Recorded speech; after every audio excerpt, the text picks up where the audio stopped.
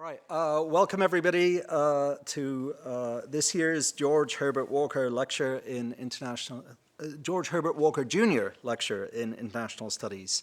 I'm Stephen Wilkinson. I'm the director of the Macmillan Center here at Yale, and we welcome you to this newly renovated place with surround sound and all manner of new tech facilities.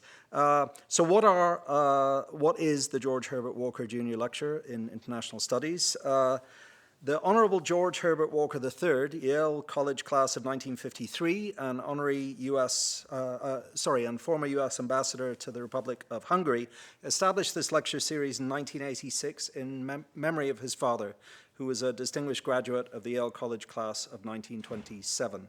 So the Walker Lecture is a signature lecture presented each year by the Macmillan Center and has featured in the past eminent policy practitioners and scholars such as Madeleine Albright, Richard Holbrooke, and UN Secretary Ban Ki-moon. I'm very, very pleased that there are several Walker family members with us here today for the lecture, and we welcome them here. Today's speaker, Ambassador Kausikan, is the former permanent secretary of the Ministry of Foreign Affairs of Singapore, which is the top civil servant in charge of foreign affairs in that system, and was ambassador at large until May 2018. He's currently chairman of the Middle East Institute at the National University of Singapore. And as one of Singapore's leading diplomats and strategists, he served the Ministry of Foreign Affairs as Deputy Secretary for Southeast Asia, the permanent representative to the UN in New York, and the ambassador to the Russian Federation. He's the author of numerous books, including Dealing with an Ambiguous World and Singapore is Not an Island. So today he's going to speak to us about how the US should think about Southeast Asia. Prepare yourself for a very insightful, smart, gracious, and having met him, witty talk, for these are his hallmarks. Please join me in welcoming Ambassador Bilahari Kausikan.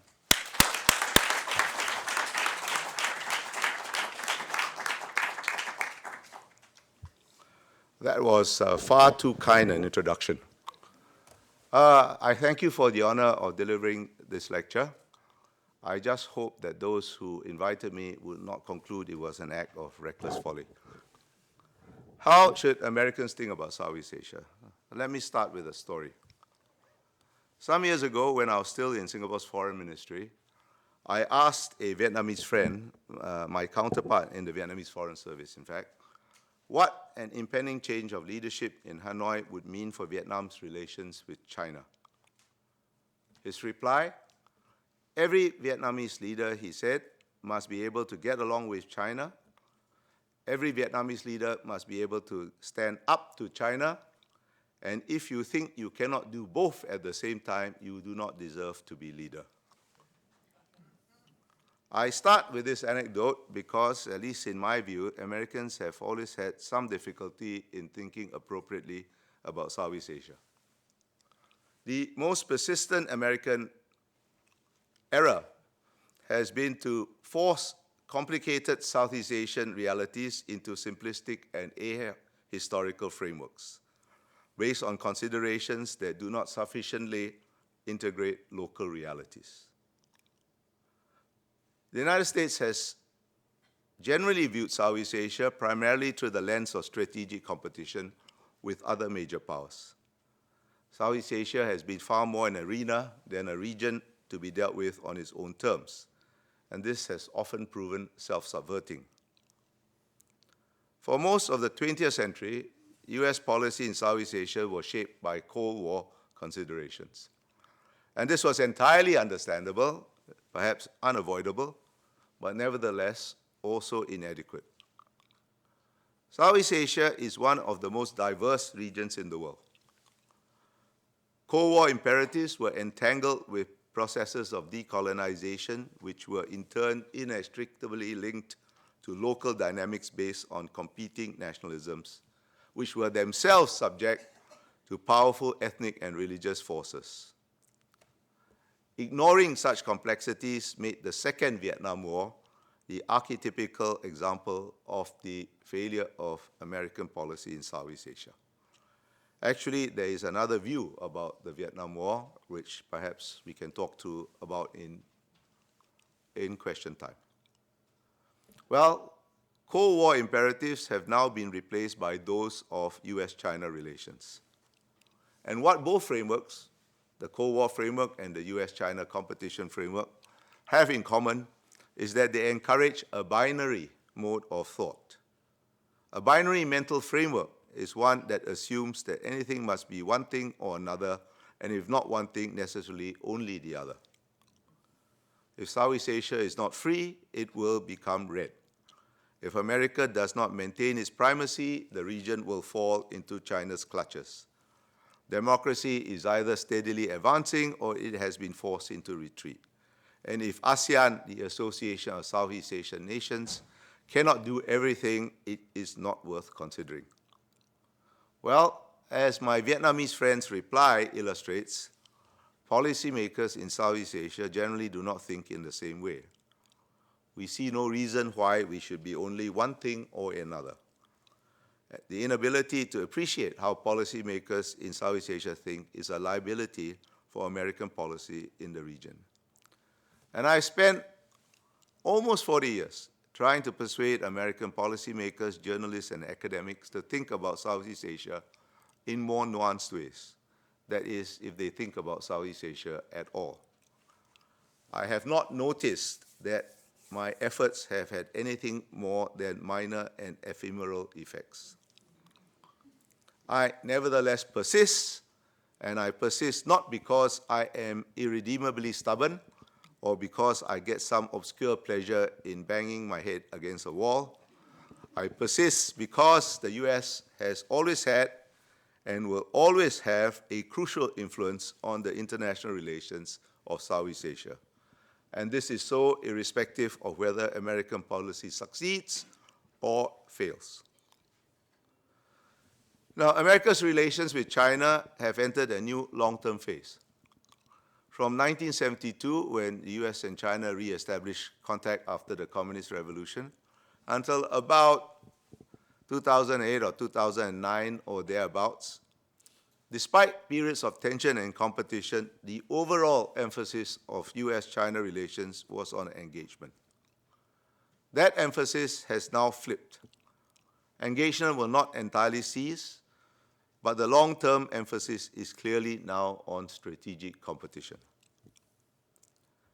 Southeast Asia will increasingly become the focal point of US-China competition in a way that the region never was during the Cold War, when it was only a secondary or indeed a peripheral theater of US-Soviet competition. US-China competition will be more complicated than US-Soviet competition. It is therefore more important than ever before that the US better understand Southeast Asia. And I thank Yale University for giving me another opportunity to try to get my American friends to think appropriately about Southeast Asia. This is an honor which I am not sure I deserve, but Singaporeans are not known for passing up opportunities whether or not we deserve them. Since I have learned not to be very hopeful about the effect of what I have to say, please take my remarks only as an invitation to a dialogue, and I look forward to your questions. Now, US-China competition is highly unlikely to lead to war, as did US-Soviet competition by proxy in mainland Southeast Asia. The US and China are not destined for war, to quote the title of a rather silly book by an otherwise great scholar. But neither is US-China competition likely to have as clear a denouement as did the Cold War. Neither the US nor China are likely to achieve their goals in entirety. A messy and indeterminate outcome is implicit in what my Vietnamese friend told me. An American regional order is not going to be replaced by a Chinese regional order in Southeast Asia, if only because it was not an American regional order in the first place. International relations theory, and I must confess I am no great fan of international relations theory. International relations theory generally regards hedging, balancing, and bandwagoning as alternative strategies for small countries dealing with major power competition. But what my Vietnamese friend told me is emblematic of the instinct to hedge, balance, and bandwagon simultaneously that is deeply imprinted in the diplomatic DNA of all Southeast Asian countries. This is not well understood by most Americans, who sometimes seem to assume that we necessarily should define our interests only in terms of American interests and values. And if we don't follow America's lead, it is only because of our ignorance or recalcitrance. The instinct to whip the heathen along the path of righteousness remains strong. But forgetting that we do have our own interests and values is not a plus for American policy. Let me give you an example. Duterte's election as president of the Philippines in 2016 and his attempt to improve relations with China over the disputes in the South China Sea is an example of binary thinking. After Duterte visited China, the New York Times concluded, and I quote, "Philippines' deal with China pokes a hole in US strategy," end quote. And too many American policymakers and scholars displayed much the same attitude. But was Duterte wrong to recalibrate relations with China when it was clear that the US was not going to defend the Philippines if it got into a conflict with China over the South China Sea?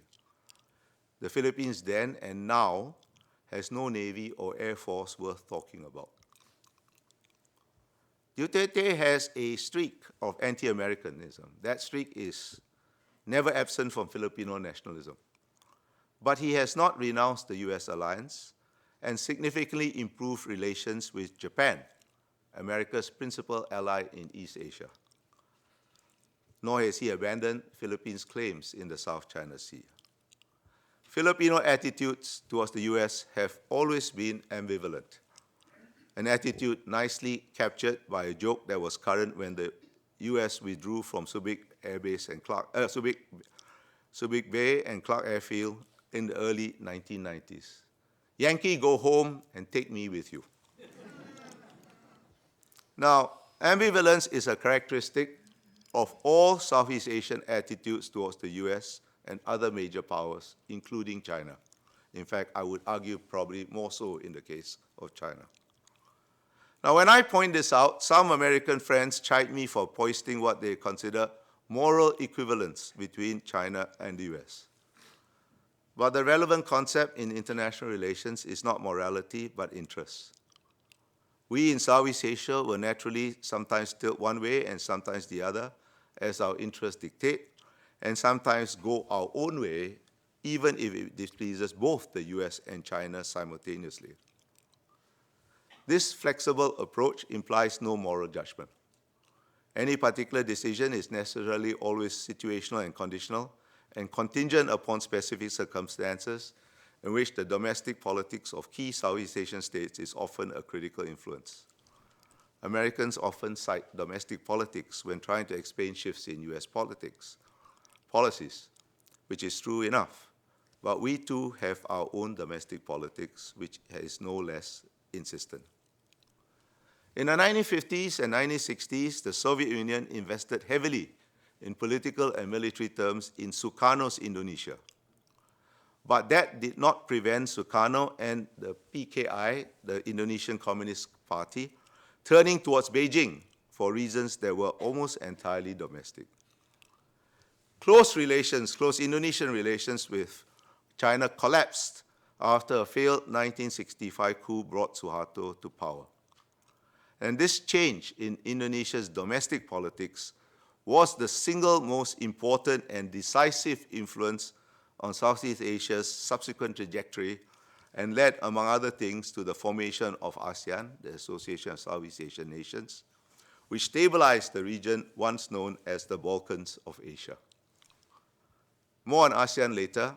For now, let me just draw your attention to the fact that the friendlier attitude of Suharto and his successors towards the West has not prevented Jakarta from pursuing its long-standing bebas dan aktif, which translates as free and active, foreign policy, which is sometimes at odds with the US and its friends and allies.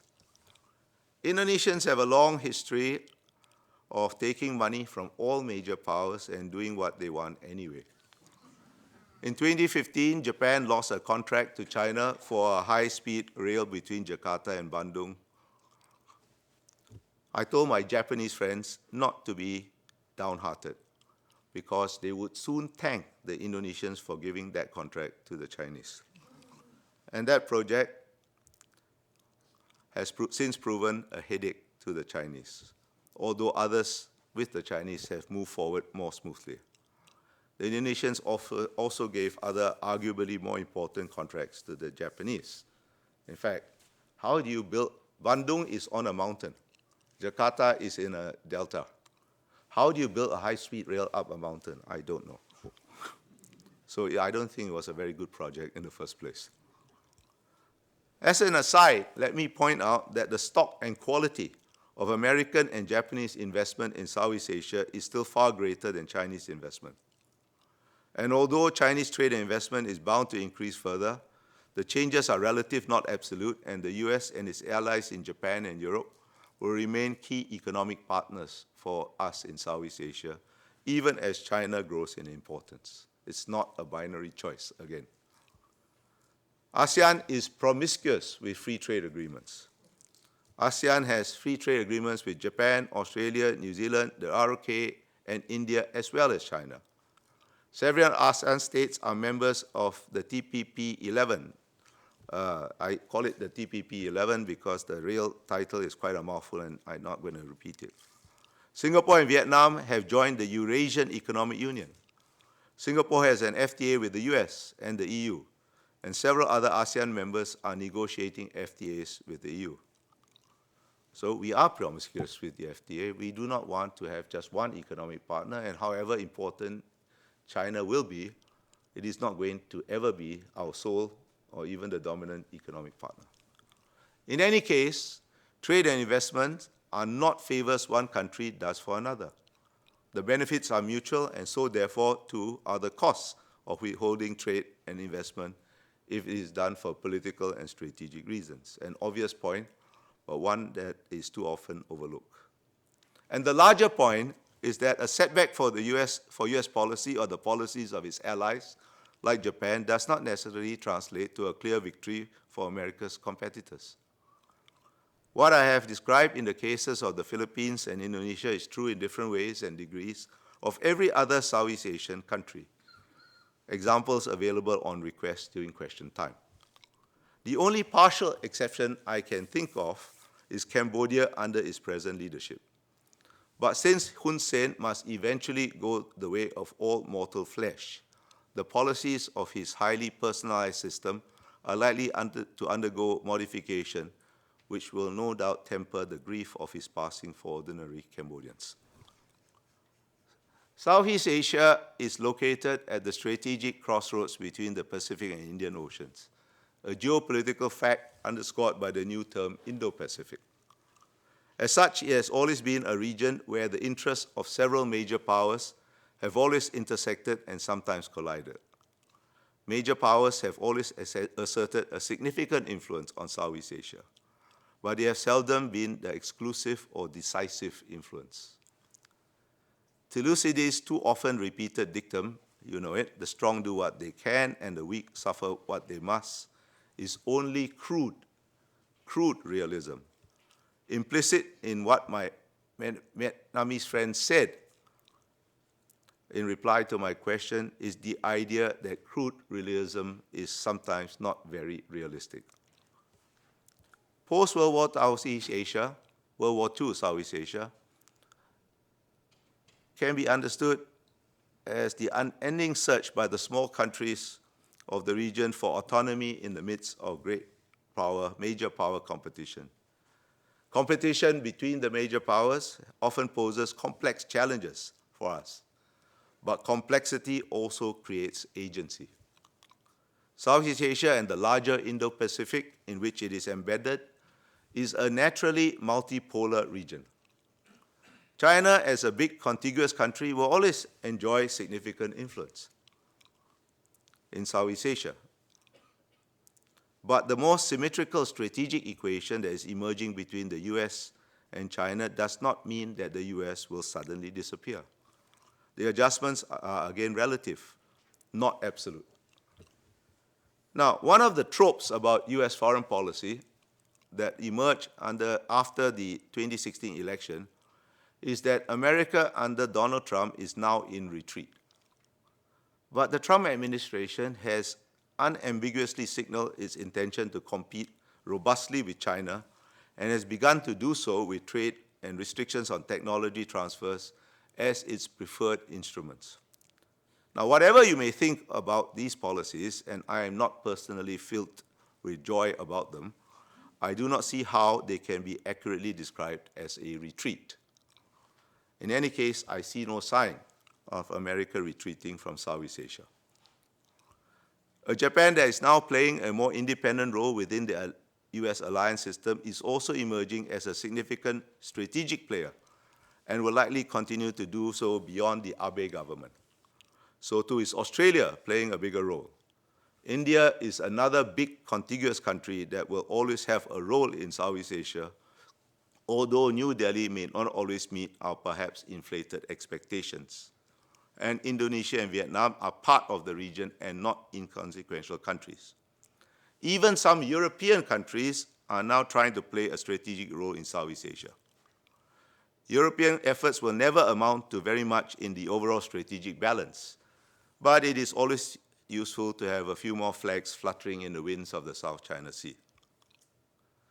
The diversity of Southeast Asia and the instinct to simultaneously hedge, balance, and bandwagon encourages the natural multipolarity of the region. There is no major power that will find itself entirely unwelcome or without some sort of a role in Southeast Asia.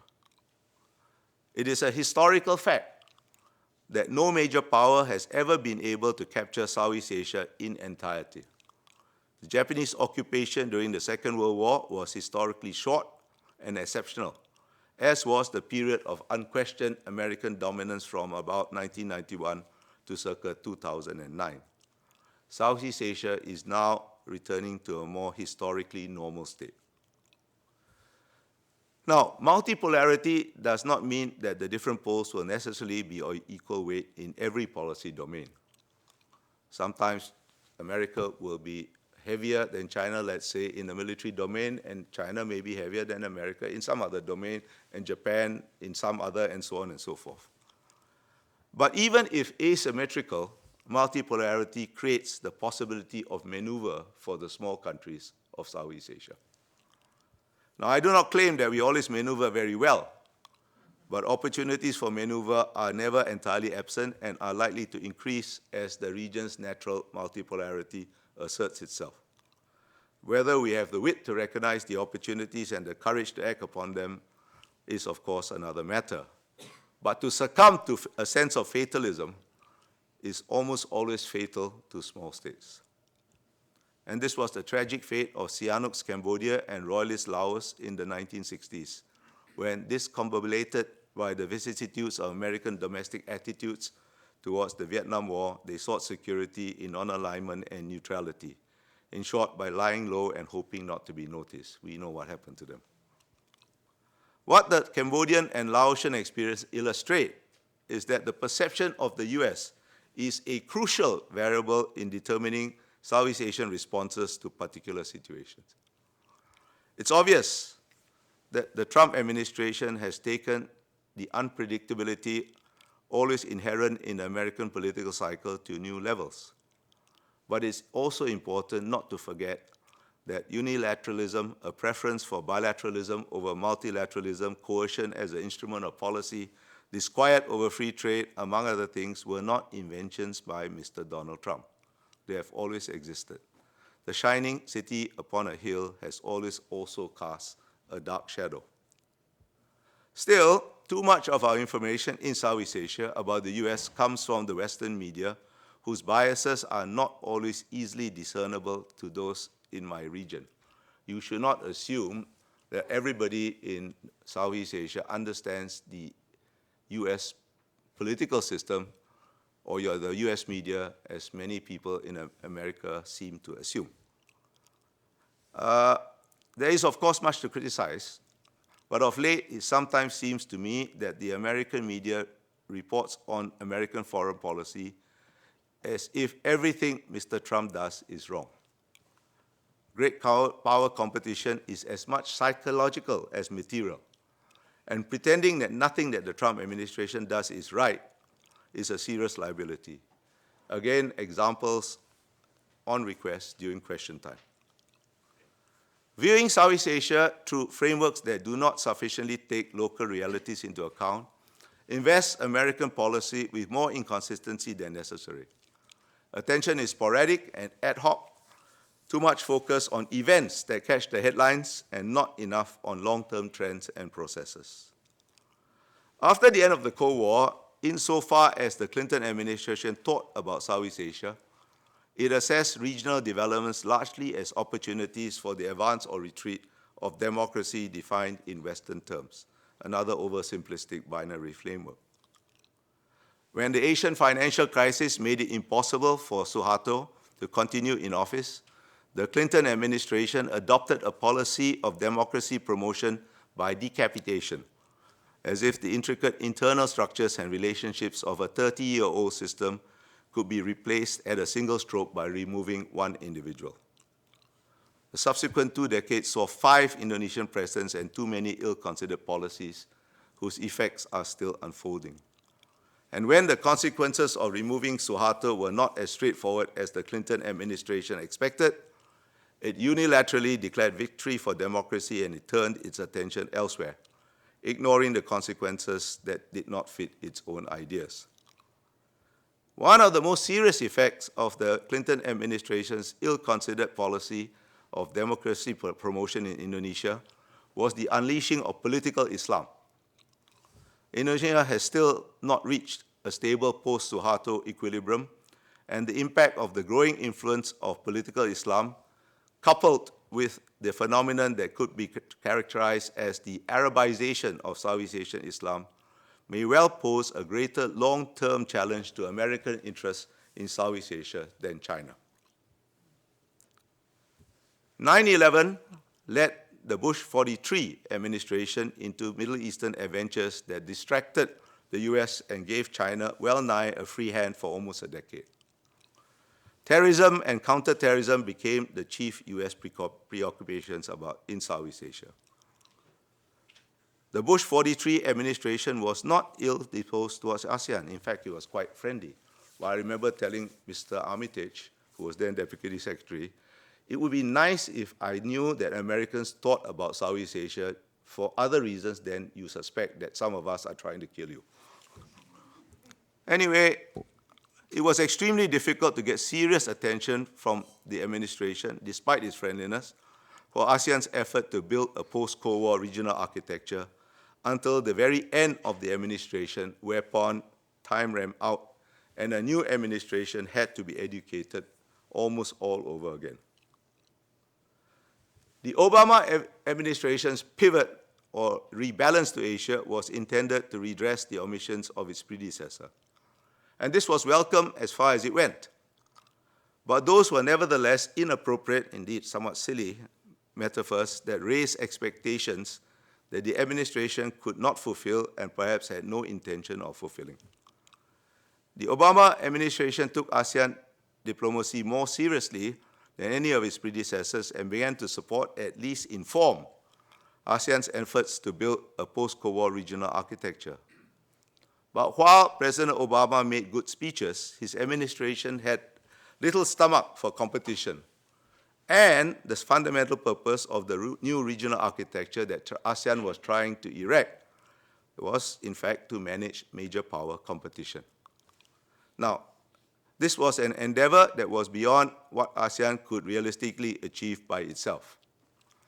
It was during Obama's watch that the South China Sea emerged as something of a proxy for the adjustments underway in US-China relations. And this is and remains a big boys' game. We have been there before.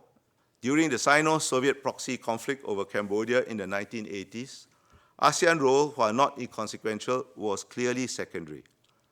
And what we required was not just nice speeches, but the backstop of power that only the US could provide. Unlike the Reagan administration in the 1980s, the Obama administration was not a reliable backstop. It was a grievous error for the Obama administration to have brokered a deal between China and the Philippines over the disputes over Scarborough Shoal in the South China Sea, but then do nothing when China promptly broke the deal. The consequences are still with us. In some respects, Mr. Trump has been better than Mr. Obama. Trump's cancellation of the TPP, the Trans-Pacific Partnership, was certainly a blow to American credibility. But it was no less severe a blow to American credibility when Obama shrank from enforcing the red line he drew over the use of chemical weapons in Syria. When Trump bombed Syria over the same issue while having dinner with Xi Jinping, he did much to restore the credibility of American power. Now, Trump has been criticized for his lack of enthusiasm for democracy and human rights promotion. But on this issue in Southeast Asia, Obama and Trump are perhaps more alike than either would care to admit. One of the most important strategic moves by Obama in Southeast Asia was his opening to a Myanmar, which was not then a democracy in Western terms, and will very probably never evolve into a Western-style democracy. If many in the US have been disillusioned by Aung San Suu Kyi's Myanmar, this is much more due to unrealistic expectations arising from the imposition of simplistic binary narratives of the advance or retreat on democracy on complex Myanmar realities than American policy failures. And if Mr. Trump has been indifferent to calls to reimpose blanket sanctions on Myanmar, that is all to the good in strategic terms and essentially a continuation of Obama's policy. During the second Obama administration, the Pentagon tried to mitigate the first Obama administration's mistake over Scarborough Shoal by conducting FONOPs, Freedom of Navigation operations, to challenge Chinese claims in the South China Sea. But public differences between the Pentagon and Susan Rice's National Security Council undermined their effect. And in this respect, the Trump administration has certainly done far better by upping the frequency of FONOPs without indulging in quasi-metaphysical public debates about whether a FONOP is really a FONOP. They just do it. Situation in the South China Sea is now a strategic stalemate.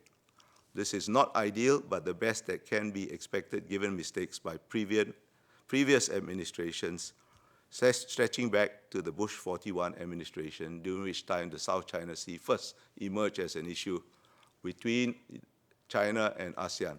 And I recall very clearly Secretary of State Baker having to be persuaded to even state a very mild statement of American principle on that dispute. In any case, what happens on land in Southeast Asia is as important a part of the regional architecture as what happens at sea. The Mekong, whose headwaters are in China, runs through half of ASEAN. And since the end of the Second Vietnam War, the land has been persistently neglected by successive US administrations. Indeed, the land has been neglected by ASEAN itself beyond the integration of Vietnam, Cambodia, Laos, and Myanmar within the ASEAN framework, which has created a whole new set of challenges. These challenges and ASEAN itself are not well understood. ASEAN does some things very well. It can only partially deal with other things, and some things are beyond its powers. The essence of dealing with ASEAN is to know the difference between these categories of issues and act accordingly. ASEAN is certainly not a perfect organization. There is no perfection to be found on earth. But far too much criticism of ASEAN amounts to criticizing a cow for being an imperfect horse. And this is utterly pointless. ASEAN's fundamental and enduring purpose is to ensure at least a modicum of civility and order among its members. We are not a happy band of brothers. If we were a happy band of brothers, there would be no need for ASEAN. Every project that ASEAN undertakes is as important as a means to this basic goal, maintaining at least a modicum of order and civility in relations among its members, as it is an end in itself. And ASEAN's basic consensus is always to have a consensus even if it is only a consensus of form or a consensus on not having a consensus. Order in Southeast Asia and civility in intra-regional relationships was never to be taken for granted, given the state of the region in 1967, the year that ASEAN was established. That its members have since experienced tensions and minor conflicts in their relationships, but not war, and that Southeast Asia, after the end of the Third Indochina War, has been at peace, is a considerable achievement for which credit must be given to ASEAN. But although the tensions and conflicts that bedeviled Southeast Asia before 1967 have been considerably mitigated, they have not been erased and probably never will entirely disappear. Southeast Asia is not a natural region that can be defined by something intrinsic to itself. Paradoxically, the only intrinsic characteristic of Southeast Asia is that there is nothing intrinsic to Southeast Asia. The diversities that define Southeast Asia, their only common characteristic is it's diverse. The diversities are not relatively superficial differences, not just relatively superficial differences of political systems and levels of economic development. More fundamentally, Southeast Asia is characterized by primordial and visceral diversities of race, of language, and of religion. And these define the core national identities which shape the dynamics of the domestic politics of Southeast Asian states and their relationships with each other. They forever lurk not very far beneath surface civilities. From time to time, they emerge in new forms that continually need to be managed. Whatever its imperfections, if ASEAN did not exist, we would therefore have to invent something very much like it to keep the peace. In fact, it's a fact very little known that it was an American scholar, Russell Fifield, who I think in 1963 or 64 wrote a book called American Policy in Southeast Asia, in which he proposed, after the failure of SEATO, that a regional organization, with the membership it eventually took, with the name Association of Southeast Asian Nations, be formed. This role of this American scholar is not well known. Although sometime in the early 1980s, I can't remember exactly when, the ASEAN foreign ministers, Mr. Fifield was still alive then, invited him to one of their meetings and acknowledged and honored him for his contribution. In any case, if it did not exist, we would have to invent something very much like it. Implicit in what I've said, that its fundamental purpose is to manage relations between its members, is the fact that ASEAN is an interstate organization that can do no more than its members allow it to do, with no supranational ambitions. To attempt to put into effect such ambitions will immediately pit one nationalism against another and risk returning Southeast Asia to its pre-1967 state of nature. It follows that ASEAN can only operate by consensus and its corollary, non-interference in each other's domestic affairs. This reassures small members that big members will not impose their will on them, and it reassures big members that the others will not gang up against them. Any other method of decision-making poses an unacceptable risk of even small disagreements escalating into major conflicts. Decision-making by consensus is clearly less than ideal and sometimes leaves ASEAN unable to act. It's obviously harder to reach consensus between 10 sects of national interest than 5 or 6, as in the past. But ASEAN's strengths and weaknesses are different sides of the same coin. And suboptimal decision-making is the price we pay for having any sort of regional organization at all. Maintaining at least a modicum of order and civility in intra-regional relationships mitigates and helps manage the inescapable reality of living in the midst of great power competition. It occasionally helps us leverage on competition to our advantage. And this is the basis of that overused but ill-understood term, ASEAN centrality. ASEAN is central because it is cohesive enough to be useful to major powers on some issues, while not being strong enough to be a serious impediment to their most vital interests. In 2004, a Chinese vice minister, in the presence of Foreign Minister Wang Yi, bluntly told ASEAN foreign ministers that to China, ASEAN was not central on the South China Sea. Now, that vice minister was rude, but not wrong, nor was his general attitude unique. Until the Obama administration opened up to Myanmar, ASEAN was certainly not central to US policy on Myanmar, although American officials and Secretary of States were generally more polite about that fact than that Chinese vice minister. Accepting the harsh reality of asymmetrical power and working within it is the key reason why ASEAN has survived, while earlier experiments in Southeast Asian regional organization did not. That is why, despite all their complaints about ASEAN, major powers still attend ASEAN meetings. ASEAN's preferred regional architecture is one that encourages all major powers to engage the region.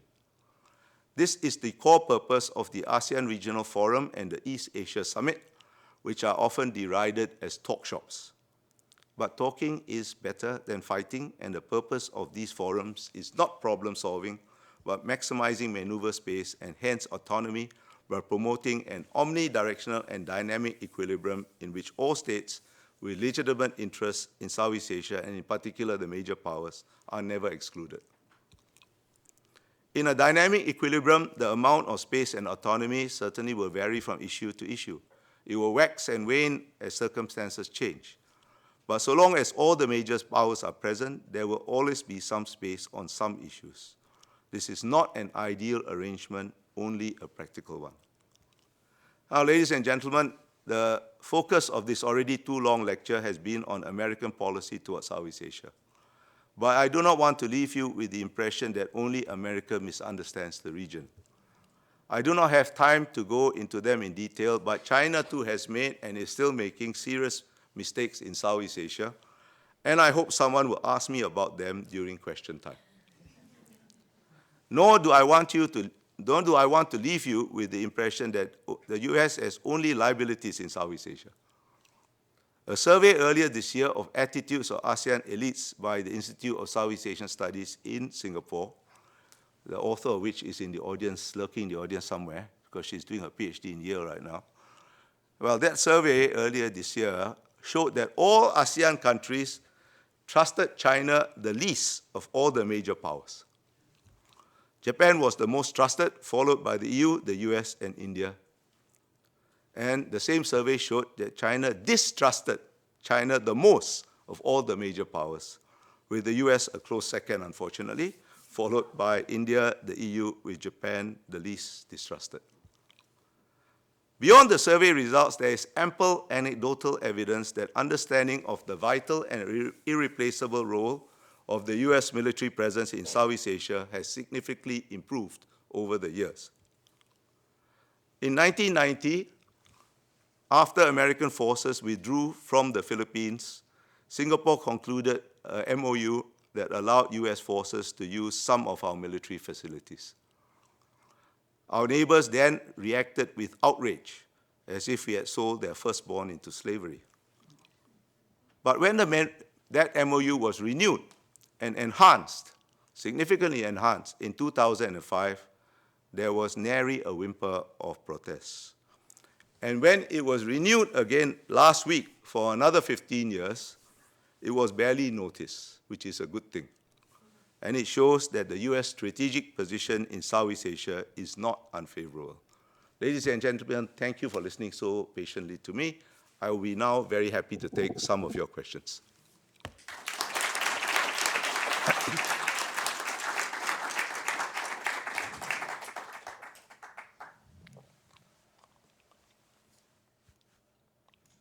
Oh, there's a question in the back.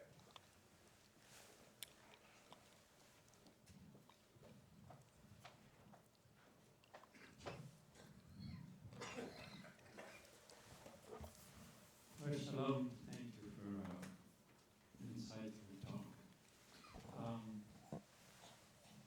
Where would you think Singapore could play a significant role in diffusing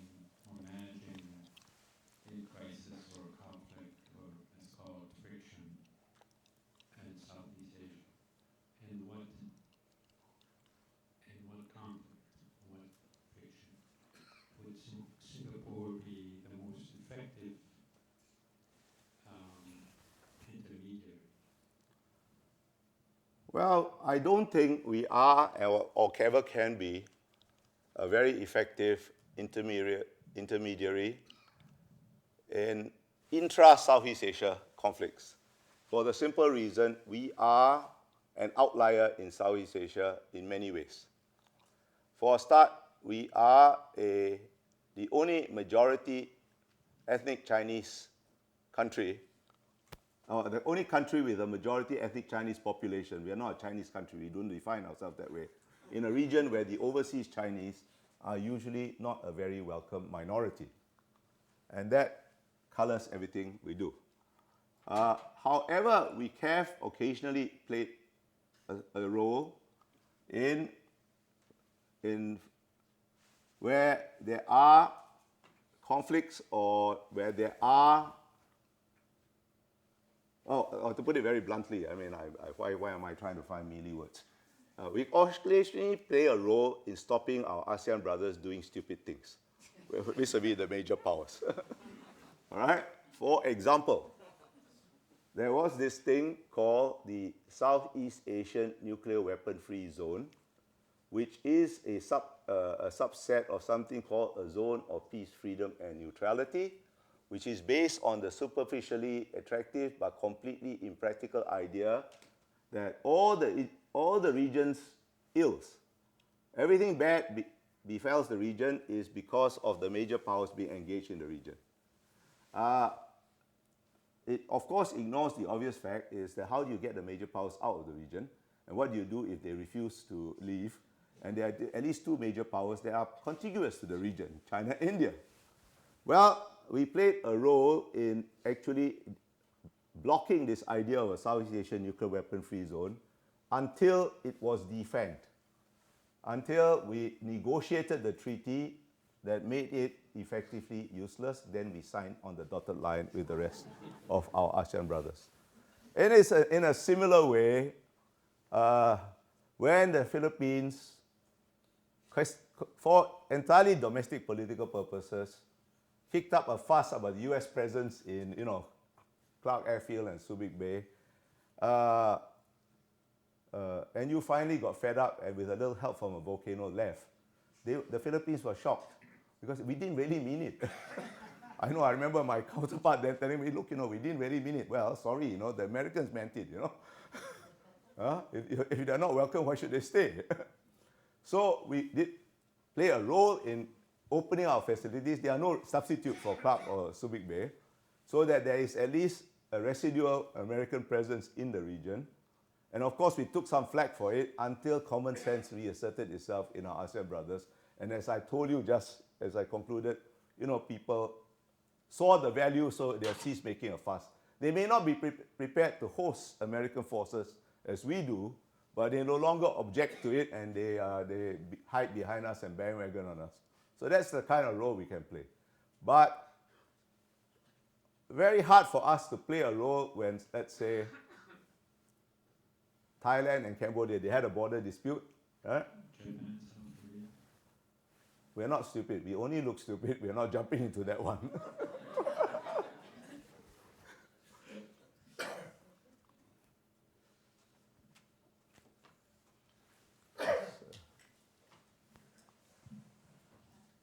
Behind you, there's a mic.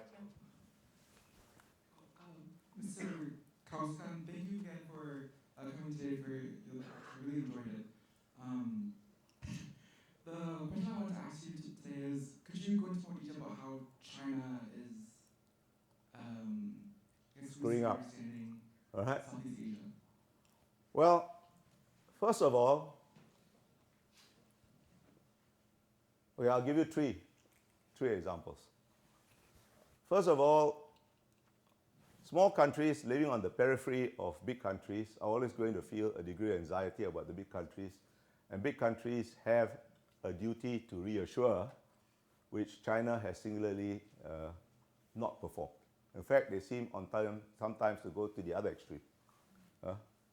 South China Sea is one example, but they even do these things in small matters. I remember when I was still in the foreign ministry, one of my counterparts came to me fuming mad and asked me, look, when you were chairman of ASEAN, what did you do for the Chinese that's so special? And I said, nothing. We refused to do anything special for the Chinese. We treated them just like any other dialogue partner. And he said, no wonder. Now they're demanding special treatment for me. I'll give you the example of what he told me. It's custom when you have a summit between ASEAN and its dialogue partners, which include China, India, and so on. The host country allocates hotels to each delegation so that there's a nice spread. Well, when my friend was host, the Chinese came to him and said, look, Singapore didn't treat us specially. We want to stay in this particular hotel and can only stay in this particular hotel. That hotel had already been allocated to the Sultan of Brunei in his dedication. But the Chinese insisted, banged the tables, foamed at the mouth, kicked their heels against the wall, banged their head against the wall, and finally my friend gave way. Now, the head of the Chinese delegation at the time was Premier Wen Jiabao. Do you think Premier Wen Jiabao knew where he was staying? Do you think he cared? Why must the ambassador behave that way? And there are many more examples of such behavior. That's a small example, but when you behave that way in small ways, you don't make yourself loved, no matter how influential you are.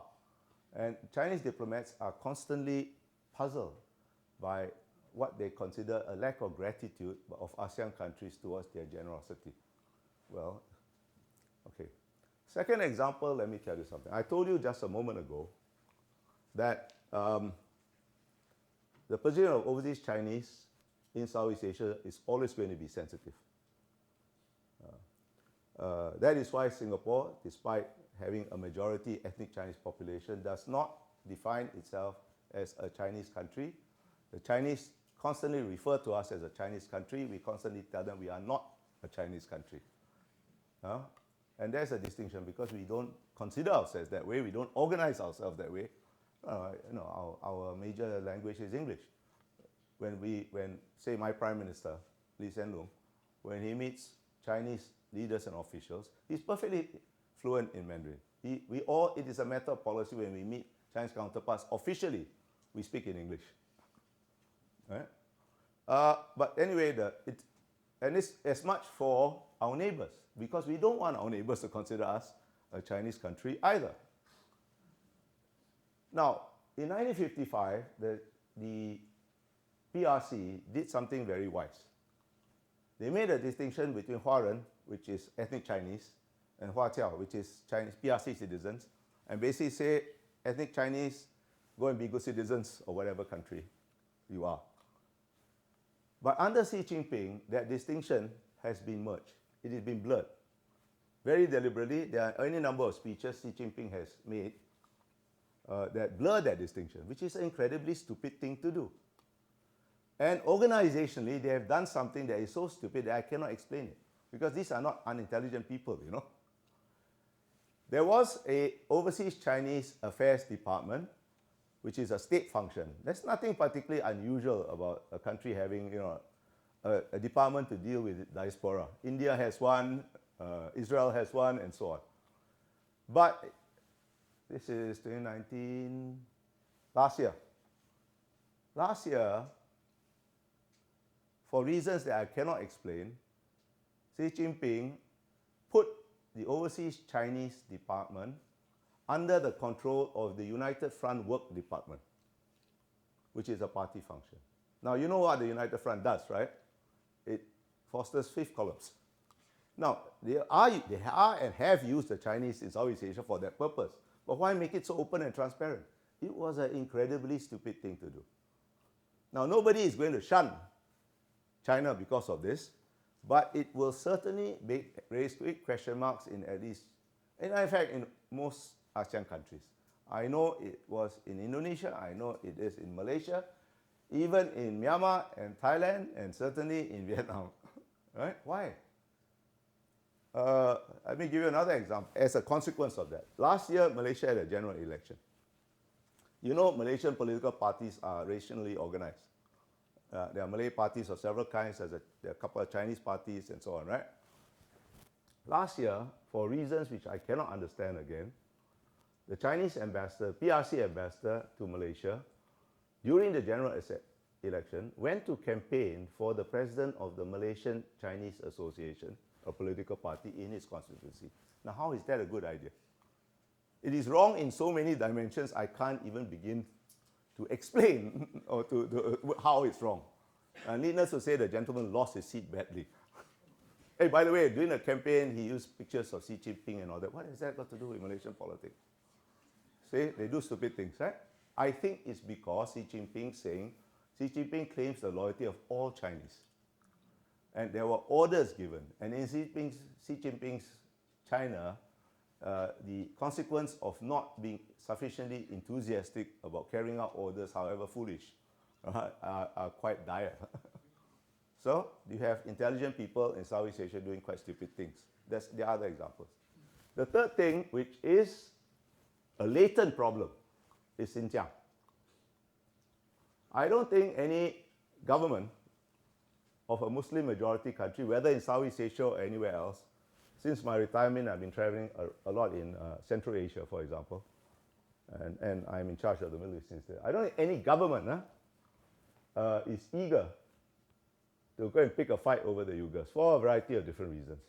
Some of them are even harsher on their political Islamists than the Chinese are. Some of them don't really consider these people real Muslims. There are a whole host of reasons, and some of them want to suck up to China. But it doesn't mean that their peoples are unaware of this. In fact, it became a small issue in the Malaysian general election last year. It was a small issue in the Indonesian election earlier this year. It was not a big issue, but it's there. That means there is an awareness. And there's certainly awareness in Central Asia. Now, my Chinese friends say, no, nothing will happen. I tell them, yeah, maybe nothing will happen. Perhaps nothing will happen. Perhaps something will happen even as we speak. Perhaps something will happen next year or the year after. In other words, you have a sort of Damocles hanging over your head, which you put there yourself. Nobody hung it there. Because I remind my Chinese friends that in the Salman Rushdie affair and in the affair of Danish cartoons, no government either wanted to make a big fuss. But the people suddenly caught fire and they had to make a fuss. I like to quote Mao Zedong to my Chinese friends on this issue. A single spark can start a prairie fire. Now, a single spark may not come. It may never come, but it gives a certain vulnerability and brittleness to Chinese policy in Southeast Asia, which is the second largest Muslim population in the world after India. It's larger than the Middle East. A certain vulnerability that was unnecessary. There's some examples of stupidities done by otherwise intelligent people. Why? Because of the concentration of power.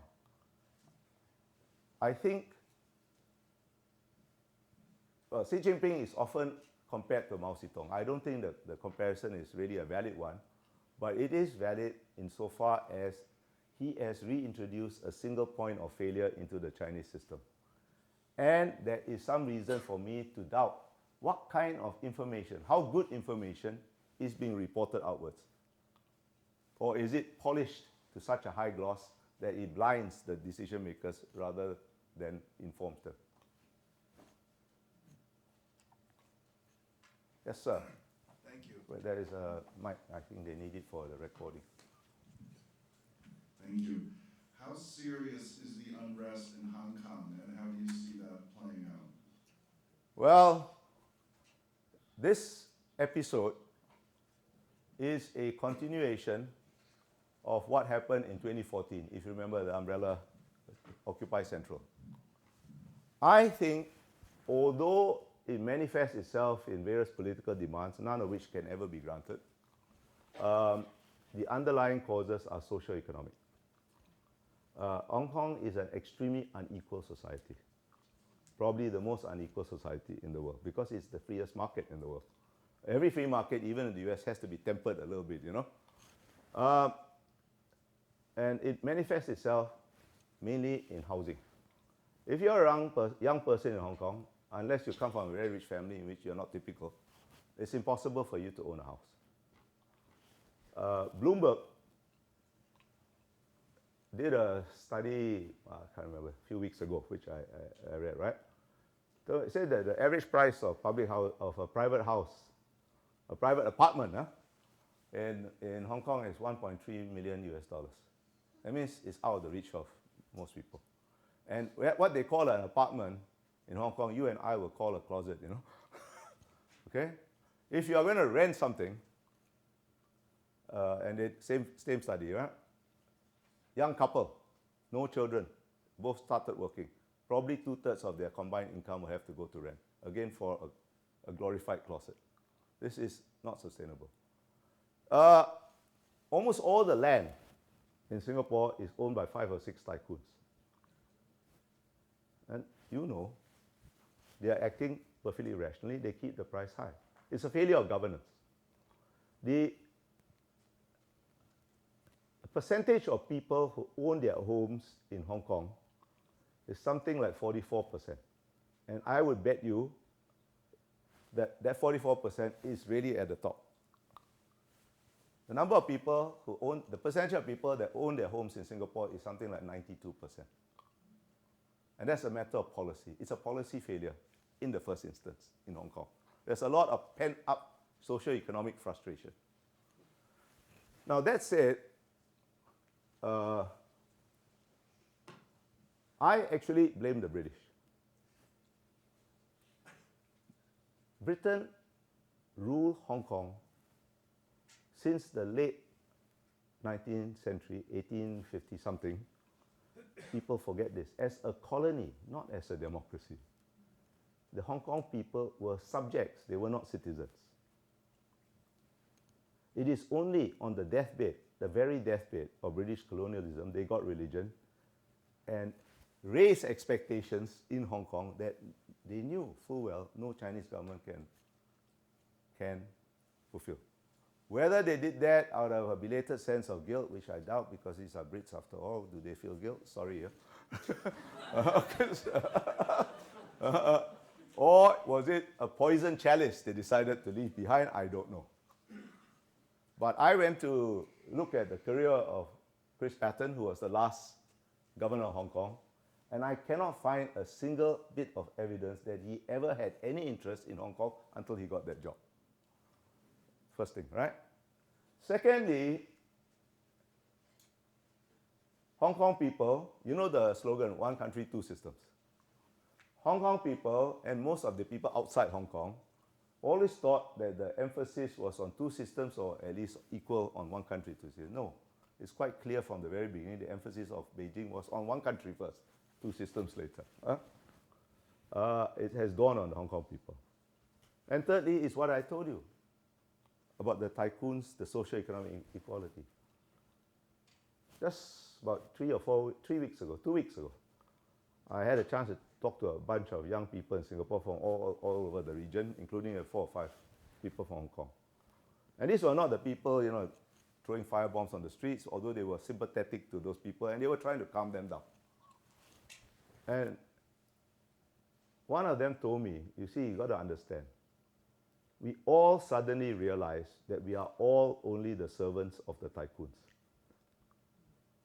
And we have been betrayed by the British, and we have been betrayed by the Chinese. There is that rage. How will it end? I don't know. I don't think the Chinese are particularly keen to intervene directly. They've got enough troubles with the US. There was a terrible miscalculation by Xi Jinping, another big mistake. But they cannot, at the same time, in my mind, allow this to go on indefinitely, because it can only, if it goes on indefinitely, give PRC people inconvenient thoughts. I cannot see any of the demands being granted. I cannot see Carrie Lam, the Chief Minister of Hong Kong, being allowed to give in to any of the demands. Okay, one of the demands is to have an independent inquiry about police brutality. How can they give that in? Somebody will say, let's have an independent inquiry into Tiananmen. So I don't see how this is going to end. For China, this is the land of no good options. There's only a bad option and a worse option, and right now they don't even know which is bad and which is worse. I think they're just buying time until after 1st October, and then they will probably ask the Hong Kong police to act more forcefully, which the police are already acting more forcefully.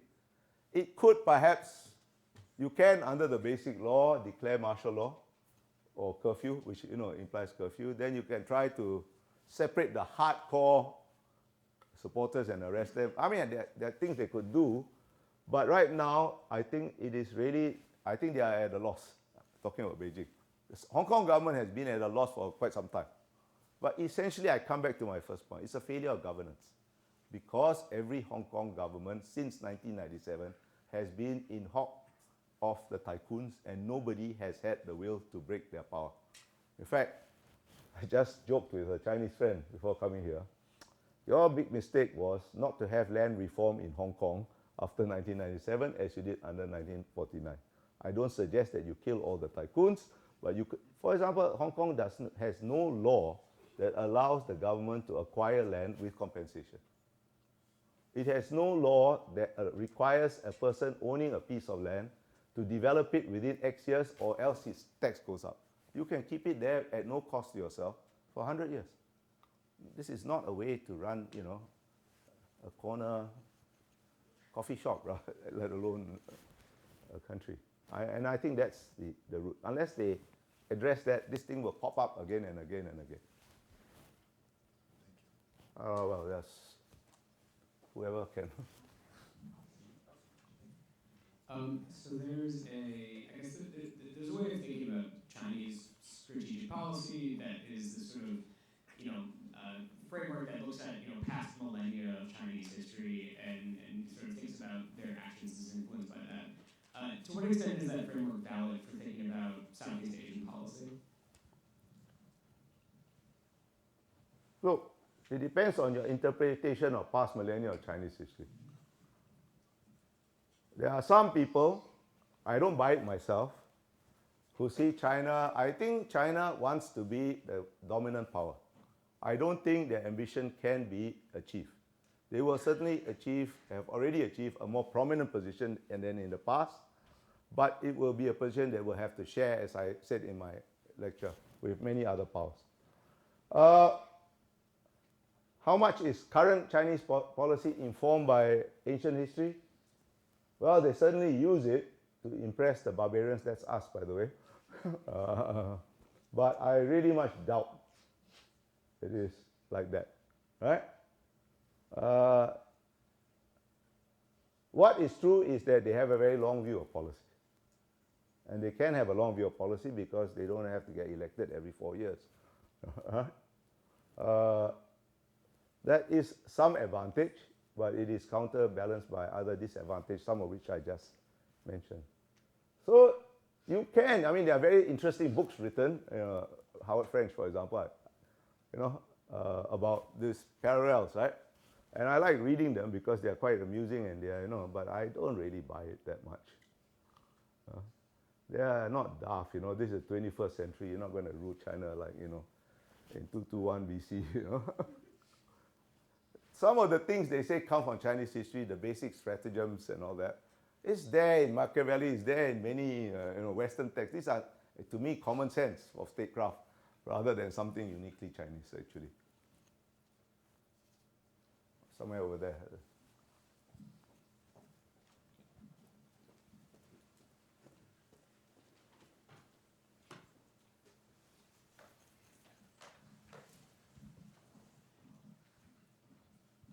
Could you say a word about how climate change informs the interactions between the ASEAN states and, say, China and India, and what's the attitude towards the issue of development versus the environment? I know it's a big issue, but can you say among ASEAN countries, not enough. Indonesians burn down their plantations and from time to time cause a huge pall of haze to descend on countries in Southeast Asia.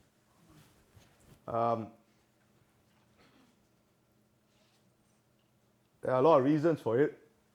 Development is one, but you can clear the land without necessarily burning everything down. It just happens to be the cheapest way. And And there are regulations in Indonesia against doing this sort of thing, but you know, the usual incentives to people to look the other way do apply. So I would say that in relations among us and Singapore, Malaysia, Thailand, Brunei have been affected by this. And Southeast Asia is not that huge a physical space. So to deal with some of these problems, we have to actually work with each other. The other aspect of this in Southeast Asia is on land. I mentioned the Mekong runs through 5 countries. And the headwaters of the Mekong are in China.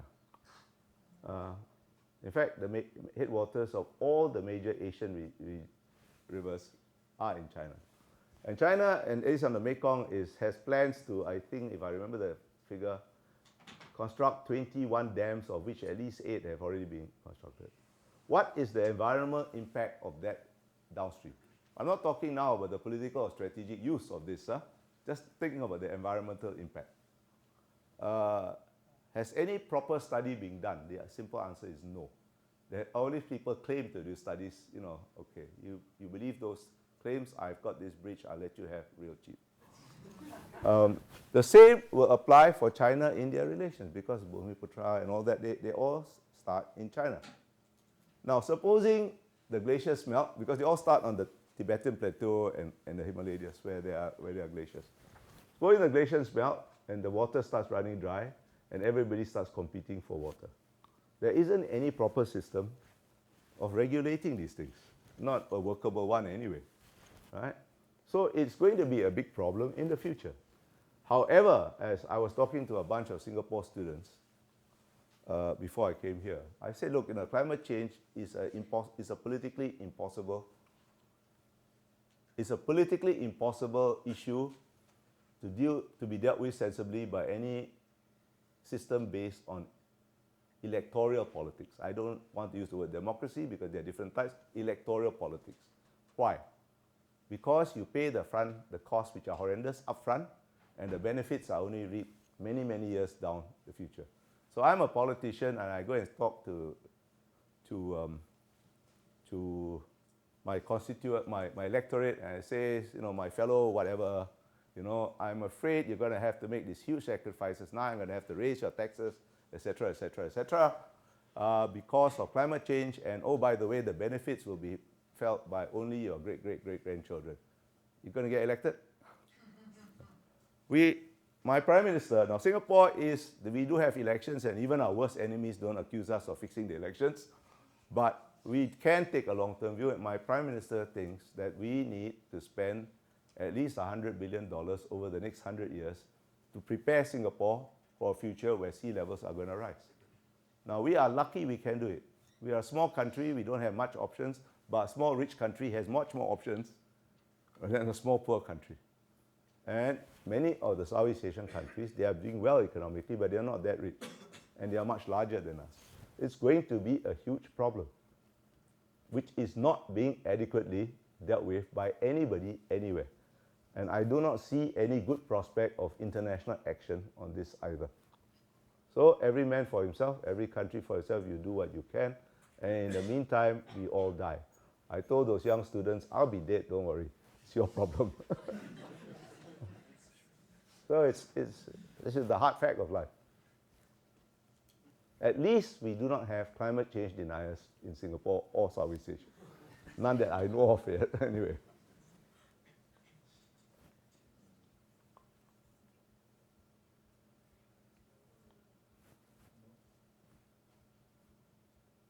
With that depressing answer, everybody is silenced. Gentleman has another question. Thank you. Thank you. This is a little off-topic. Huh? Singapore has or at least had a reputation for being very strict and punitive to somebody who breaks the law for something that, say, New York City wouldn't even get them a summons, where they might spend 10 years in jail. I mean, is that a lot of that true? And if so, have there been any changes? It is, it's probably exaggerated but true. What you may have heard, I don't know. No, we do not execute everybody for throwing litter on the floor. We find them, but we don't kill them. Yeah, we have strict laws in certain areas. For example, if you are caught smuggling drugs above a certain amount, the presumption is you're caught with drugs on you. Different types of drugs have different limits. Above a certain limit, the presumption is you are trafficking. And if the limit is above a certain amount, it is a mandatory capital punishment. Some people think this is a terribly barbaric law, but we don't, majority of Singaporeans don't think so. We still have capital punishment. Many countries don't have it. But I think you take a poll of Singapore, most people will support it. We do have laws, strict laws against littering, which is a fine, not execution, I assure you. And that's why Singapore is pretty clean. And there are many other things, but I think the perception of Singapore, I've had people who come to Singapore and say, where are the policemen? You know, it's not people with machine guns standing at every corner.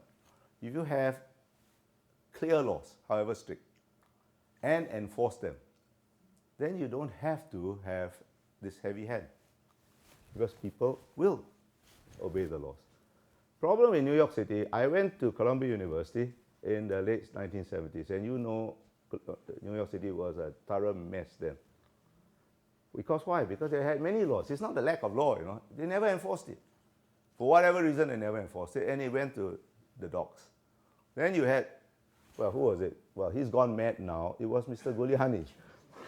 But before, in his sane days, who decided to enforce the laws, even for small things, and therefore big things would follow.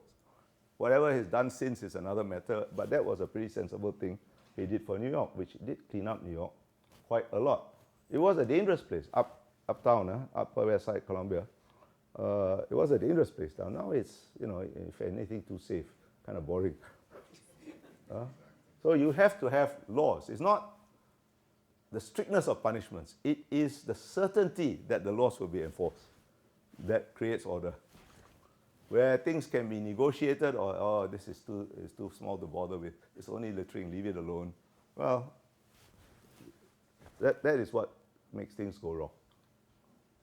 I don't think our laws are that strict. It is stricter than in Western countries, but you know, it's stricter than, not necessarily stricter than in the United States, you know. You put people in jail at a drop of a hat for things that we might not put them in jail. And for longer periods anyway. Thank you. So I'd like on behalf of the Macmillan Centre to thank the Ambassador for a great talk. I'd like to thank all of you for coming out this evening, especially members of the Walker family. We're very grateful that your family endowed this lecture, and also that you still have an interest and want to come out and attend. And I'd like to invite everybody to come to the reception that we've got upstairs and continue the conversation. Thank you very much. Thank you. Thank you.